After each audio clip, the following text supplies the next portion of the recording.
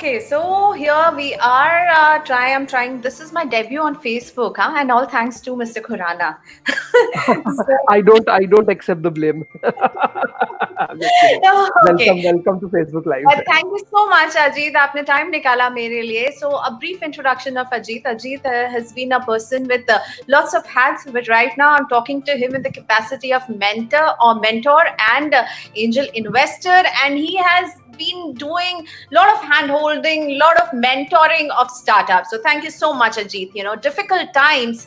और अभी ऐसा लग रहा है कि पूरी जिंदगी जो है उथल पुथल हो गई है. सभी की जिंदगी में जो जिस भी तरह की हमारी जिंदगी में कंटिन्यूटी है ना, वो हॉल्ट पर है. अभी आप ऐसे में बिजनेसेस को, खासतौर पर स्टार्टअप बिजनेसेस को क्या कहना चाहेंगे? चैलेंजिंग टाइम्स है, तो मुझे लगता है मैं ज्यादा दुख होने के बजाय मुझे ये बताइए, since you are such a jovial person, what do you see, where is the silver lining? दुनिया में हिंदी मूवी में एक गाना था कि दुनिया में कितना गम है, मेरा गम कितना कम है. राइट, तो बस वही सिल्वर लाइनिंग ढूंढो तो आपको पता चल जाता है कि हालांकि we are going through tough times, but these are not as bad as they could be. In fact मुझे एक इससे आज जो परिस्थिति है उससे बिल्कुल विपरीत परिस्थिति स्टार्टअप के थिंकिंग पॉइंट ऑफ व्यू से 2007 की 2006 की याद आती है. उस समय मैं भी एंटरप्रेन्योर था, मेरा सेकंड वेंचर चल रहा था. उस समय हमारा बिजनेस तो ग्रो हो रहा था क्योंकि इकोनॉमी बढ़ रही थी, इकोनॉमिक एक्टिविटी बहुत बढ़िया थी, जो शायद 2008 में आके थोड़ी रुकी थी. बट उस समय होता ये था कि जैसे आप बिजनेस बढ़ाने की कोशिश करते थे तो आपको एम्प्लॉइज नहीं मिलते थे, क्योंकि आप हायर करने जाते थे लोगों को और वो इंटरव्यू करने पहले तो आते नहीं थे, फिर जो कुछ आ जाते थे उसके बाद वो जॉब एक्सेप्ट नहीं करते थे क्योंकि आपकी ऑफर लेके दूसरी तरफ चले जाते थे. इसका आज के जो कोरोना वायरस का लॉकडाउन है उससे क्या संबंध है? बहुत गहरा संबंध है. और संबंध ऐसा है कि हालांकि जो इकोनॉमिक एक्टिविटी है उसके अंदर रिडक्शन है, बिजनेस के अंदर डेफिनेटली गिरावट आएगी, मगर कुछ अपॉर्चुनिटीज भी अराइज हो रही है. वन अपॉर्चुनिटीज के मार्केट में बहुत सारा टैलेंट मुझे लगता है इस समय रीजनेबल प्राइस पे मिल जाएगा, क्योंकि जैसे आप बिजनेस स्कूल्स, इंजीनियरिंग कॉलेजेस वगैरह देखो, जितने लोगों को जॉब ऑफर्स मिली थी, बहुत सुनने में आ रहा है कि उनकी जॉब ऑफर कैंसिल हो गई है. अभी इस सिचुएशन में एक चीज तो है कि कोई भी एंटरप्रेन्योर यह कंप्लेन नहीं कर सकता कि लोग नहीं मिलते, क्योंकि लोग तो बहुत मिल रहे हैं. तो एक तो आपकी परेशानी कब हुई, क्योंकि एंटरप्रेन्योर की परेशानी क्या होती है? तीन ही होती है: पैसे नहीं मिल रहे, लोग नहीं मिल रहे, कस्टमर नहीं मिल रहे. राइट, तो लोग नहीं मिल रहे वाली परेशानी कब हो गई. अब बाकी जो दो परेशानी है वहां पे कुछ हद तक हम एक तरीका अपना सकते हैं. जहां तक ये बात है कि पैसे नहीं मिल रहे, तो पैसे इसलिए चाहिए होते हैं क्योंकि आपको पैसे खर्चने होते हैं. तो सबसे बड़ी जरूरत आज ये है कि आपका जो बिजनेस है, और ये मैं उन स्टार्टअप फाउंडर से बात कर रहा हूँ जो ऑलरेडी स्टार्टअप चला रहे हैं, जो आप स्टार्टअप चलाने का सोच रहे हैं उसका हम दूसरी बाद में बात करेंगे. तो अगर आप ऑलरेडी बिजनेस चला रहे हैं तो सबसे पहली चीज जो है, आपने अपने खर्चे कम करने हैं. ओके. इस समय समझो आप अपने एम्प्लॉइज की सैलरी कुछ कम कर देते हो, कुछ काट देते हो, और इस तरह से करते हो, जाके उनसे बातचीत करके उनको समझा के करो. आप अपना रेंटल कॉस्ट कम कर देते हो, आप अपने ब्रांडिंग मार्केटिंग के कॉस्ट कम कर देते हो. तो मुझे नहीं लगता कि आपको ज्यादा हानि पहुंचेगी, क्योंकि आपके जो कॉम्पिटिटर्स हैं उनको भी यही करना पड़ेगा. Okay. पहले ये होता था कि जैसे अगर आप 2018 की भी बात करें, आज से 2 साल पहले की, ऑलमोस्ट एग्जैक्टली 2 साल पहले की, तो उस समय मैं अपने एम्प्लॉइज की, जिस संस्था में मैं सीईओ था, उसके कितनी उनको प्रमोशन और कितनी उनको इंक्रीमेंट देना, ये डिस्कशन चल रही थी. और हमें यही डर लगता था कि अगर उनको तगड़ी इंक्रीमेंट नहीं देंगे तो हमें छोड़ के चले जाएंगे. आज इंक्रीमेंट तो बहुत दूर की बात रही, क्योंकि अक्सर मार्च के बाद अप्रैल में इंक्रीमेंट का डिसीजन होता है. कई ऑर्गेनाइजेशन में दिवाली के बाद होता है. तो मेरे ख्याल से क्योंकि हर एक व्यक्ति, ना सिर्फ आपका स्टार्टअप, हर एक व्यक्ति इसी परेशानी से गुजर रहा है, तो आपको एक्चुअली ये सुविधा मिल जाती है कि आप थोड़े अपने खर्चे कम. ओके, सो खर्चे कम कीजिए, ये एक टेक अवे जो है मुझे समझ में आ रहा है, जो ऑलरेडी इसमें. और मुझे लगता है ये अजीत जी एकदम लेवलर है सभी के लिए. कोरोना जो है इक्वली जो है एक विलेन बनकर आया है, तो सभी लोग अभी यही कर रहे होंगे. और आपने भी यही कहा, खर्चे कम करना अच्छा होगा. तो मुझे लगता है सैलरी कट जो है, और साथ में आपके मार्केटिंग के खर्चों को भी आप कह रहे हैं कि वहां पर आपको कटौती करनी होगी. एक फियर अजीत जी अब ये है कि चाइना जो है वो बड़ा इन्वेस्टर हुआ करता था. हमने पिछले साल देखा रिकॉर्ड पैसा उसने पंप किया भारत के स्टार्टअप्स में, और अब तो चाइना की हवा खराब है. तो Right. उस हवा के खराब होने से उसका बुरा असर हम भारत के स्टार्टअप इकोसिस्टम पर कितना देखेंगे? देखिए, जो चाइना का जो भी प्रभाव था हिंदुस्तान के स्टार्टअप पर, वो दो तरह से था। एक तो ये था कि वो इन्वेस्ट करता था, निवेश करता था, जैसा कि आपने कहा। दूसरा भी था, वो ये था कि चाइना अक्सर हमारे लिए रॉ मटेरियल या मैन्युफैक्चरिंग बेस बन के उभरता था। तो जो दूसरी बात है, उसमें तो कोई तकलीफ नहीं आ रही। इनफैक्ट हमें बेटर रेट्स नेगोशिएट करने का मौका मिल रहा है। जहां तक रही पहली बात, मुझे लगता है कि थोड़ा क्रिएटिविटी, थोड़ी इमेजिनेशन से हमको इस सिचुएशन को अप्रोच करना पड़ेगा। सिंस मैंने right at the beginning of this video Bollywood movie के बारे में बात की, तो और एक बॉलीवुड मूवी के बात करते हैं, रॉकेट साइंस। उसके अंदर रणबीर कपूर जो था, वो जब वो अपना कंप्यूटर का बिजनेस चलाता है, वो आके कस्टमर को बोलता है, sir we have no employees, we have only partners, right. तो ये डायलॉग मेरे माइंड में बहुत गहरा बैठ गया। 1 मिनट पहले आपने और मैंने ये बात की कि एम्प्लॉइज की सैलरी शायद कम की जा सकती है, लेकिन हम उन्हें नाखुश भी नहीं करना चाहते, क्योंकि हर बिजनेस पीपल बिजनेस ही होता है। इस कारणवश मैं ये कहूंगा कि आप थोड़े क्रिएटिव होके, अगर लोगों के पैसे कम कर रहे हो, एक तो उन्हें कॉन्फिडेंस मिले कि उनसे कम्युनिकेशन करके कीजिए। दूसरी चीज, उन्हें बताइए कि देखो, एक तरफ तो हमारे पास ये प्रॉब्लम हमारे सामने खड़ी है, दूसरी तरफ इसको कॉम्पेंसेट करने के लिए, या मोर देन कॉम्पेंसेट करने के लिए, हम आपको हिस्सेदारी, या जिसे एम्प्लॉय स्टॉक ऑप्शंस कहा जाता है, उसका यूज करके अपने एम्प्लॉइज को, जो एटलीस्ट जो मेन एम्प्लॉइज है, हो सके तो सबको अपने ऑर्गेनाइजेशन का ओनर बनाइए। उससे आपके कॉम्पेंसेशन कॉस्ट कम होगी और ओनरशिप की फीलिंग बढ़ेगी। इससे जो चाइना का प्रभाव है कि इन्वेस्टमेंट कम आएगी, आप उसका जो नुकसान होगा वो थोड़ा कम होगा। Okay, innovation in every sphere is what is the, I guess, अभी इस समय की मांग है। अब मुझे बताइए, वो लोग जो सोच रहे थे कि स्टार्टअप शुरू किया जाए, कुछ अपने आइडियाज लेकर के बैठे थे, अब तो हम देखेंगे फंडिंग जो है वो एक ऐसे जोन में जाती हुई कि वहां पे थोड़ी सी दिक्कत होने वाली है। तो जो लोग अपना आइडिया लेके बैठे थे, कुछ शुरुआत करना चाहते थे, क्या वो अपने आइडिया को अभी थोड़े समय के लिए हॉल्ट कर लें? मैं इसके अंदर 3 इंपॉर्टेंट पॉइंट बताना चाहूंगा। पहली बात, यदि आप वेंचर कैपिटलिस्ट और एंजल इन्वेस्टर से पूछे, एक फीडबैक मुझे आ रहा है गुरजीत जी का, वो कह रहे हैं आप दोनों हर 3-4 शब्दों के बाद पॉज करें।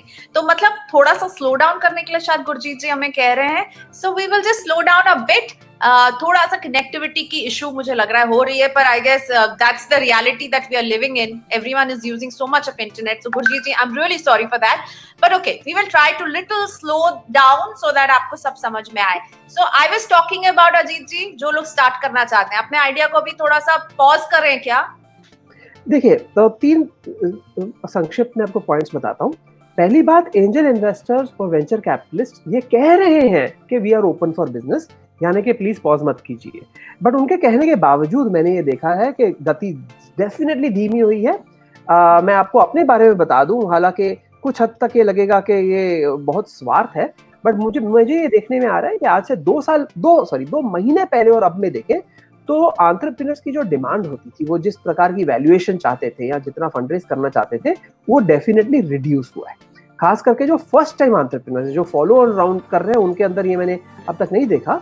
मगर जो एंटरप्रेन्योर्स अब आ रहे हैं पहली बार, 2-3 महीनों से लगे हुए हैं फंडरेज में, और उनको पॉजिटिव फीडबैक नहीं मिल रहा या पॉजिटिव रिएक्शन नहीं मिल रहा, वो जरूर अपनी एक्सपेक्टेशंस को लोअर कर रहे हैं। तो जो 10 करोड़ की वैल्यूएशन मांग रहा था, आज वो 6 करोड़ की वैल्यूएशन मांग रहा है। अगर यही ट्रेंड चलते रहा तो यू आर राइट कि एक टाइम आएगा जबकि इन्वेस्टर्स जो मुंह मांगा वैल्यूएशन चाहेंगे वो उनको मिल जाएगा, और ये एंटरप्रेन्योर्स के लिए गलत बात है। तो ये सोचते हुए हम ऐसा कह सकते हैं कि कुछ देर रुक जाओ। मगर इसके विपरीत भी एक चीज है, और जो मैं आपको एक गणित यानी कुछ अरिथमेटिक के साथ समझाना चाहूंगा कि आप कोई भी सेक्टर ले लीजिए, जो दिसंबर 19 तक जो उसकी स्टेट थी और दिसंबर 20 में जो होगी, सपोज हम ये देखते हैं कि दिसंबर 20 में वो आधी हो गई, that means there has been a 50% drop of business between December 19 and December 20। The arithmetic here, the गणित हियर इज कि इसका ये अर्थ नहीं है कि जो प्लेयर्स होंगे वो सारे आधे हो जाएंगे। काफी ऐसे प्लेयर्स होंगे जो कि बंद हो जाएंगे, जो कि मतलब 100 से 0 पे आ जाएंगे। तो अगर ओवरऑल इंडस्ट्री 100 से 50 पे आई है और कुछ प्लेयर 0 पे गए हैं, तो मतलब कुछ प्लेयर 100 के 100 पे भी बैठे हैं और 100 से शायद बड़े भी हों। तो मेरा आपसे न्यू स्टार्टअप फाउंडर से यही रिक्वेस्ट रहेगी कि यदि आप अपना बिजनेस लॉन्च कर सकते हैं ऑन अ नो कॉस्ट और very low cost, this might actually be a very good time, क्योंकि जो आपके एस्टैब्लिश्ड कॉम्पिटिटर्स थे या लेट्स से आपसे बड़े कॉम्पिटिटर्स थे, उनके लिए बहुत दिक्कतें आ रही है, वो अपनी कॉस्ट नहीं कंट्रोल कर पाएंगे, उन्होंने अपने जो कॉस्ट स्ट्रक्चर बनाए थे, अब इन्वेस्टर्स उनको सपोर्ट नहीं कर पाएंगे। तो ये एक्चुअली हो सकता है कि आपके लिए अपॉर्चुनिटी हो, बट तीसरा पॉइंट शर्त यही है कि आप अपने बिजनेस को लो कॉस्ट, लगभग नो कॉस्ट पे बढ़ा सकें। कस्टमर्स की रिक्वायरमेंट्स तो कम नहीं हुई हैं काफी क्षेत्रों में, तो उनको कोई सप्लायर तो चाहिए, शायद आपका बिजनेस हो सप्लायर हो। और आई थिंक आप अगर कोई प्रोडक्ट या सर्विस ऑफर करते हैं तो उसमें efficiency of the cost, the value for money that you will give will also play a part. The kind of, because now I think all of us as consumers would want to get sort of, you know, a price which is good. So I guess यहाँ ये भी एक important factor रहेगा, आप value for money कितना देते हैं और आप कितने अच्छे price point पर अपना product या service लेकर आते हैं। आई थिंक ये इम्पोर्टेंट पॉइंट है, मगर साथ में मैं ये भी कहना चाहूंगा कि जो इंडियन मार्केट है ये हमेशा से ही बहुत VFM मार्केट रही है, यानी वैल्यू फॉर मनी मार्केट, जहाँ का जो कंज्यूमर है ये बारिंग एक बहुत प्रीमियम सेगमेंट आप पकड़ लो जहाँ के प्राइस का इतना मायने नहीं रहता, मगर वो छोड़ के ज्यादातर यहाँ पे वैल्यू कॉन्शियस कस्टमर बहुत ज्यादा है इंडिया में हमेशा से ही, और अब तो और भी ज्यादा होंगे जैसे लोगों के पास डिस्पोजेबल इनकम घट गई है। तो ये तो आपको करना पड़ेगा, पर यहाँ पर भी देखिए, अगर हमारे हाथ में होता कि मैं 10 रुपए की चीज 8 में बेचूं, 8 की 6 और 6 की 4 में, तो हम सारे कर लेते। लेकिन अगर जो मैं 10 की चीज बेच रहा हूँ, मैं बना ही 8 में रहा हूँ, तो मैं उसको कैसे 8 और 6 पे भेजूं, खास करके जब मेरे को कोई VC या कोई बिग इन्वेस्टर वो सपोर्ट भी नहीं दे रहा। तो इसमें भी अगेन आपको किसी प्रकार की इनोवेशन लानी होगी। जैसे फॉर एग्जाम्पल अभी ग्रोसरी ई-कॉमर्स जो है, जो मेजर सिटी सेंटर्स हैं वहां पर फिर भी काफी हद तक हो रहा है, लेकिन कई देश में ऐसी जगहें, अगर आप बॉम्बे के मेन एरिया, दिल्ली के मेन एरिया, बैंगलोर के मेन एरिया से हट के देखें, पूरे देश में देखें, तो वहां पे ग्रोसरीज पहुंच नहीं पा रही। आप खास करके चलो ब्रेड मिल रही है, लेकिन आपको जो ब्रेड चाहिए वो नहीं मिल रही, ऐसी सिचुएशन देखने में आ रही है। तो मैंने ये देखा है कि काफी ऐसे स्टार्टअप्स हैं जिन्होंने ग्रुप बाइंग और बल्क बाइंग का सहारा लिया है, इवन बड़े शहरों में, लेकिन खास करके छोटे शहरों में तो बहुत ही ज्यादा, जहां वो आपसे पहले ही ऑर्डर ले जाते हैं एक पूरी कॉलोनी का या एक पूरे टाउनशिप का या एक पूरे कोऑपरेटिव हाउसिंग सोसाइटी का, और एक साथ वो लाके देते हैं, जिससे उनके order capturing cost of customer acquisition और कॉस्ट ऑफ लॉजिस्टिक्स काफी कम हो जाता है। और अक्सर ऐसा हो रहा है, लाइक इस समय जो मैं आपसे बात कर रहा हूँ, तो जो इंडिया की बहुत बड़ी कंपनी है ITC, मेरे ही बिल्डिंग में नीचे उन्होंने एक स्टॉल लगाया हुआ है और उनके जो प्रोडक्ट्स हैं वो डायरेक्ट टू कंज्यूमर वो लोग बेच रहे हैं। तो अगर आप एक तरह से देखा चाहे तो उनके पास अभी मैं कैप्टिव कस्टमर बन गया, साथ ही साथ उनके जो मार्जिन है वो बढ़ गए, बिकॉज जो स्टेप्स थे डिस्ट्रीब्यूशन चेन में उनमें से 1 या 2 स्टेप्स घट गए, तो माइनस कर दिया उन्होंने। हाँ, करेक्ट। तो जहाँ के एक तरफ बिजनेस में मंदी जरूर आ रही है, उसमें कोई दो राय नहीं है, मगर दूसरे तरफ ऐसे लोग इनोवेशन भी ला रहे हैं जिससे कि उनको इस मंदी में ज्यादा बिजनेस मिल रहा है।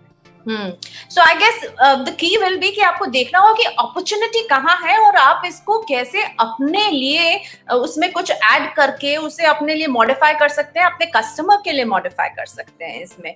That will be the key. So I was reading something really interesting कि half of Fortune 500 companies they came up during recession or let's say during a bear market. So is this that kind of market where you see कि ऐसी opportunity हो सकती है अगर entrepreneurship कोई करना चाहता है, लेकिन उसे अपने आप को इनोवेटिव रखना होगा, कॉस्ट को माइंड करना होगा। अगर आप 2013-14 का पीरियड देखें तो स्टार्टअप्स के लिए वो गोल्डन ओकेजन था, मतलब कोई भी बंदा थोड़ा सा अच्छा प्लान लेके इन्वेस्टर्स के पास चला जाता तो उसको फंडिंग मिल जाती थी। उसके बाद 2015 में थोड़ा शेकआउट हुआ और ये इस प्रकार की गति थोड़ी धीमी हुई, और अगर आप 2017-18 तो देखो तो एंटरप्रेन्योर्स के लिए उतने अच्छे दिन नहीं रहे थे जैसे 2013-14 में रहे थे। ये मैं आपको इसलिए कह रहा हूँ आपके प्रश्न का जवाब देने के लिए कि जब आप उस समय जन्म लेते हैं जब लोग बोलते हैं प्लीज हमारे पैसे आके ले लो, थोड़ा सा हमें रिजल्ट दिखाओ और हम लोग को बहुत सारा इन्वेस्टमेंट दे देंगे, तो आपकी आदतें खराब हो जाती है। आप उस समय जब बिजनेस की गति थोड़ी रुकेगी या कम होगी तो आप उस समय किस तरह बिहेव करेंगे ये आपको आता नहीं है। मगर यदि आप ऐसे टाइम पे, जैसा कि आप हम कोरोना वायरस के दौर में देख रहे हैं जहाँ के हर तरफ से लोगों को मार पड़ रही है, लोग वर्क फ्रॉम होम कर रहे हैं, कुछ हद तक सक्सेसफुल हो रहे हैं, कुछ हद तक नहीं हो रहे हैं, उनको कोरियर नहीं आ रहे, डिलीवरीज नहीं आ रही, कंसाइनमेंट नहीं आ रहे, इंटरनेट के कनेक्टिविटी इश्यूज आ रहे हैं, हर तरह के इश्यूज आ रहे हैं, बैंक के इशू आ रहे हैं, वो फिजिकल डॉक्यूमेंट सबमिट नहीं कर पा रहे कहीं जहाँ की उसकी जरूरत है। फॉर एग्जाम्पल मेरी एक कंपनी है जो बंद करना चाहती है तो उसको स्टैम्प पेपर खरीदना है, स्टैम्प पेपर नहीं मिलता, ऐसे कई तरह की दिक्कतें आ रही हैं। अगर ऐसे मौसम में आपने बिजनेस चला लिया तो फिर तो आप किसी भी चीज से जी सकते हो। वो कोई एक सीरियल है, पता नहीं चैनल का नाम भूल रहा हूँ, बट मैन वर्सेस वाइल्ड, उसके अंदर वो बंदा जाके जंगल में हर जगह जाके रह के आता है, तो सोचते हैं ये तो अभी कहीं भी रह सकता है, किसी भी हालात में जी जाएगा। तो मैं आपसे आपकी बात से सहमत हूँ कि जो बंदा आज बिजनेस चला गया, आज स्टार्टअप करके बिजनेस चला गया, तो वो उसका तो बहुत ही सुनहरा फ्यूचर है।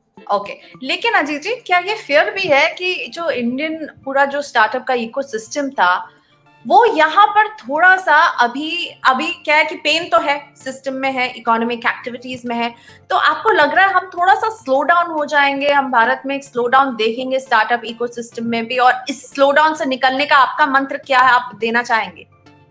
तो पहली बात, स्लो डाउन तो जैसे इकोनॉमी के फिगर्स हैं, जीडीपी के फिगर्स हैं, टैक्स कलेक्शन के फिगर्स हैं, वो तो स्लो डाउन तो दिख रहा है। मगर मैं हमेशा ये कहता हूँ कि किस गति को आप स्लो डाउन कहें और किस गति को आप तेजी कहें, ये आप सिर्फ आंकड़ों से नहीं जान सकते।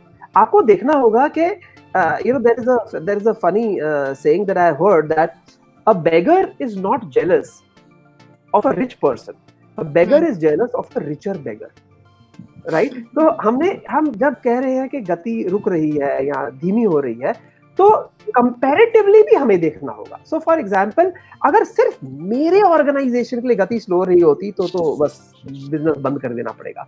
लेकिन अगर मेरे पूरे इंडस्ट्री के लिए स्लो डाउन हो रहा है, तो सिंस दूसरों को भी मार पड़ रही है, तो मेरे इससे भी शायद उतना ही बेनिफिट आएगा। और अगर पूरी इकोनॉमी स्लो डाउन हो रही है, तो एक्चुअली रिलेटिवली स्पीकिंग आप ज्यादा स्लो डाउन नहीं हो रहे, जब तक आप अपने खर्चे अफोर्ड कर सको, आप सैलरीज दे सको, आप बिजली का बिल भर सको। हाँ, वो भी यदि आप नहीं दे सको तो स्टार्टअप्स बंद हो जाएंगे बहुत जल्दी। और मुझे कोई शक नहीं है इस बात में कि अगले कुछ हफ्तों में, कुछ महीनों में हम काफी खबरें सुनेंगे कि ये स्टार्टअप बंद हो गया, वो स्टार्टअप बंद हो गया, ये कंपनी बंद हो गई, वो बैंक बंद हो गया। अगर बैंक और बड़ी कंपनीज बंद हो सकती है, तो स्टार्टअप्स की तो उतनी हैसियत नहीं होती ज्यादातर। बट हाँ, ये मार तो जरूर पड़ेगी। लेकिन जैसा कि मैंने पहले कहा था कि अगर आप भी गम सह रहे हैं और दूसरा भी गम सह रहा है और आपका गम अगर कम है, तो आपको इसमें खुशी मनानी चाहिए।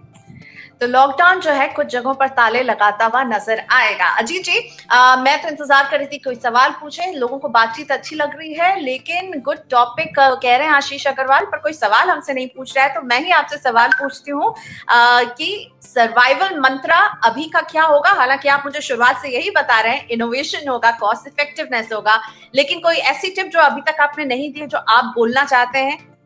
तो थोड़ी सी एक्सट्रीम टॉप पॉइंट बताना चाहता हूँ आपको। देखो, इंडियन पीनल कोड में एक मैंने पढ़ा नहीं है, लेकिन जो सुना है उसके बारे में बता रहा हूँ, क्योंकि मैं ना वकील हूँ ना पुलिस वाला हूँ। लेकिन मैंने सुना है कि यदि आप पर कोई जानलेवा हमला करे, यानी आपका कोई मर्डर करने की कोशिश करे, और आप उस डेस्परेट सिचुएशन में उसकी जान ले ले, तो ये भी सेल्फ डिफेंस के अंदर आके कि आपने you killed the person in defence, मतलब ऐसा मैंने सुना है कि कहा जा सकता है कि आपको माफ किया जा सकता है।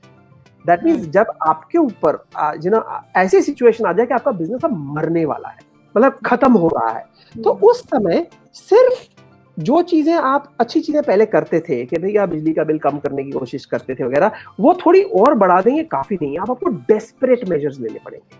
फॉर इंस्टेंस, अगर आपके पास लैंड है या कोई चीज है आपने किसी को दी हुई है और वो किराया नहीं दे रहा है, तो क्या आप जो ऑफिस में बैठे हो, क्या आप उसका किराया दे सकते हो?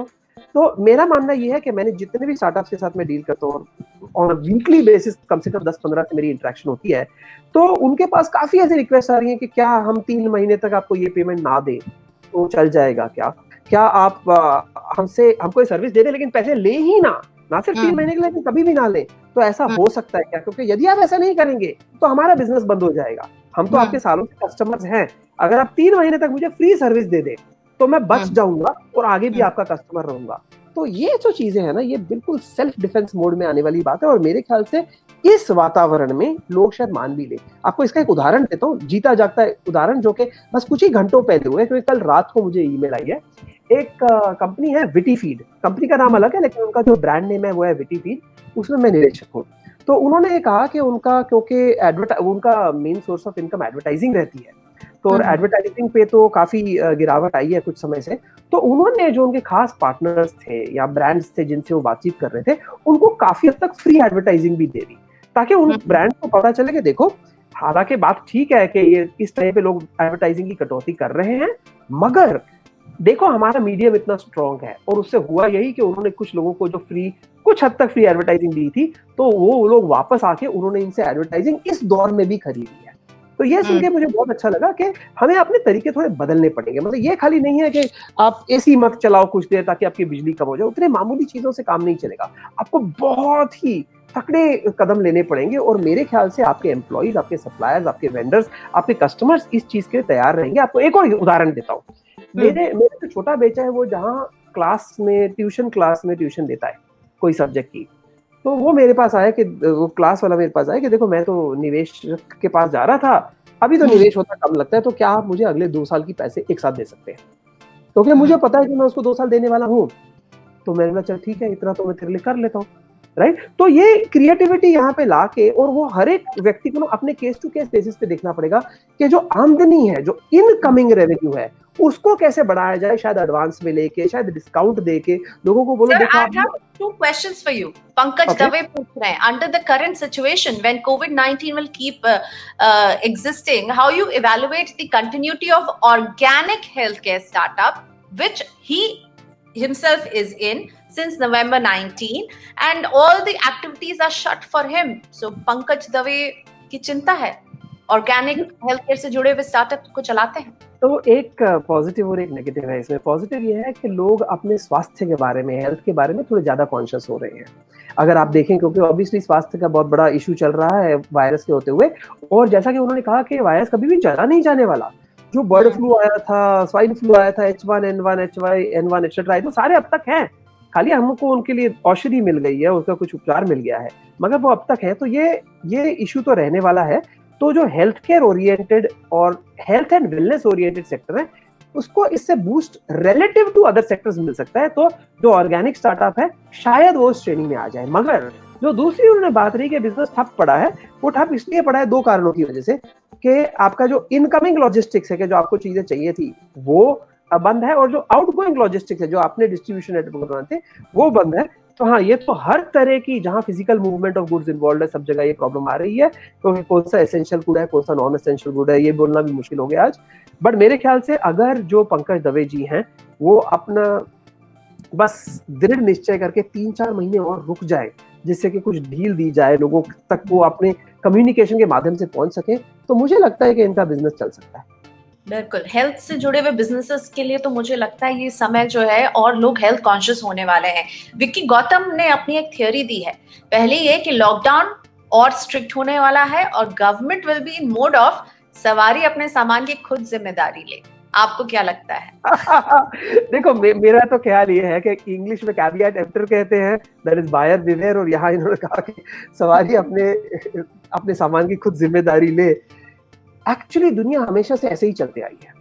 हम अक्सर गवर्नमेंट को, इंस्टीट्यूशंस को, पेरेंट्स को, स्कूल टीचर को, प्रिंसिपल को ज्यादा जिम्मेदारी देते हैं कि वो संभाल लेंगे हमें और मुझे, लेकिन ऐसा होता नहीं है।